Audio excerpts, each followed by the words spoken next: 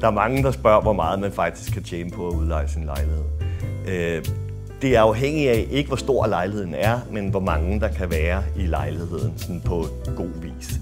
Så det er ikke noget med, at man skal proppe 20 køjesenge ind, men mere hvor mange soveværelser og hvor mange rigtige senge er der. Så det er lidt en kombination af, hvor ens lejlighed ligger henne, hvor mange der er plads til, og hvor mange soveværelser der er. De her ting til sammen gør en pris, men jeg vil sige, at det typiske er, at man har en startpris, og dertil lægger man ca.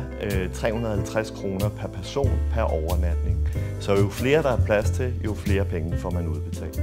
Det er faktisk sådan, at når man laver et samarbejde med os, så lægger vi lejligheden både på Airbnb og på andre platforme, f.eks. Booking.com, hvor der kommer virkelig mange bookings fra.